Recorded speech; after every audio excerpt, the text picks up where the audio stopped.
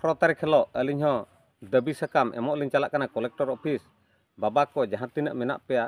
देश महल पारगाना को और माजी बाबा होते हजुकान 18 तारीख बारीपदा कलेक्टर ऑफिस ते दाबी साकाम एमोग ले सेनोग कना मा तबे खान नोआ सोशल मीडिया तला तेगे सानाम को ठेन नेवता तहन कना अरे इन विक्रम आपे पे निलारा कना बीटी डिजिटल दिसम भोन दिसम तला जहाँ नितों कंट्रोवर्सी जहाँ चलू का मेनखान अड़ी हाहाड़ा रे कथा कना तेन भोन दिसम मजी पारगाना महल और भोन दिसम मजी को तेन नेहर तहन कना तेन आपे जहाँ लेका मिटांग मिटांग टोठारे मजी बाबा लेकाते मेना आकात पे तेन उनी हम मिटांग उना टोठार नि मजी बाबा कना तेन आजा साहस बांग कुड़ो कना और बाखा नोकान एटके टोड़े रे न्यूरा कना मेनका तेन उनी मजी बाबा किछु मजी बाबा को खोजो कना तेन आय साउते जुदी आयमा मजी बाबा को तिंगु को एखान उनी मजी बाबा साहस ए नामा तेन जहाँ लेका सेंगेल अभियान सालखान मुर्मुरिन रसिया को तेन सालखान मुर्मू पछले रे को तिंगु कना मते तेन सालखान मुर्मू कोड़ाम दरी हा कना मेनखान तेन जुदी दुरकुटिया मजी बाबा पछले जुदी आयमा मजी बाबा को तिंगुना और आयमा पारगाना बाबा को तिंगुना एनखान दुरकुटिया मजी बाबा किछु साहस ए नामा मेनखान ने हिजुकान 18 तारीख बारीपदा कलेक्टर ऑफिस तेन मिद दाबी साकाम एम लगी चला कना मेनखान जहाँ तीना के भोन दिसम रे मजी बाबा को मेना आकात पे और पारगाना बाबा को मेना आकात पे तेन दुरकुटिया मजी बाबा अखान अड़ी खन अड़ी गोड़ो आय पे जहाँ फल तेन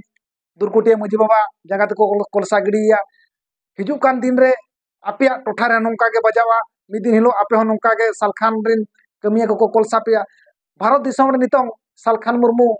सांता अदिम को जहाँ तीना कमी होरा जतो लेकान कमी होरा जंगाते कोलसा मंगाल गिड़िया मेनखान तेन बापला कोन होयन भाड़ान कोन होयन छुट छटियर कोन होयन तेन हिंदू धर्म लेकाना कमी होरा लेकाय गोयन पारमे मा एनखान आपे कोने नेहर तहन कना दुरकुटिया मजी बाबा आज जहाँ खोजो कना गोड़ो मेनखान आयमा खन आयमा अड़ी गोड़ो एमा पे मा एखम नारा के वीडियो फुटेज हुडिंग माछा बन जाला से अलिंग के दुरकुटिया मजी बाबा जोहार गे तो तेन हिजुकान 20 तारीख नोडे भांडान ना मेना मिट्टी तो अलिंग हो भितर रे तेन 18 तारीख हिलो अलिंग हो दाबी साकाम एमोग लिंग चलाक कना कलेक्टर ऑफिस बाबा को जहाँ तीना मेना पेया देश महल पारगाना को और मझी मापांजी को तेहें अलिंग जहाँ तीना लिंग कमी होरा लिंग बेसा बड़ीजा लिंग कोराव इदी कते तेहें आपे को ठेन नेहर तहेना तो आपे को अलिंग गड़ो सपोहत पे एमालिंगा मेनतेली आसलिंग दो के सानाम को जोहार अलिंगे दुरकुटिया माजी बाबा हपन हजुकान 20 तारीख सेंगेल अभियान आले दुरकुटिया अतुते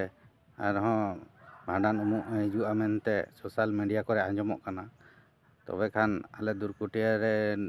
सानाम माजी बाबा होते हजुकान 18 तारीख बारीपदा कलेक्टर ऑफिस ते दाबी साकाम एमोग ले सेनोग कना मा तबे खान नोआ सोशल मीडिया तला तेगे सानाम को ठेन नेवता तहन कना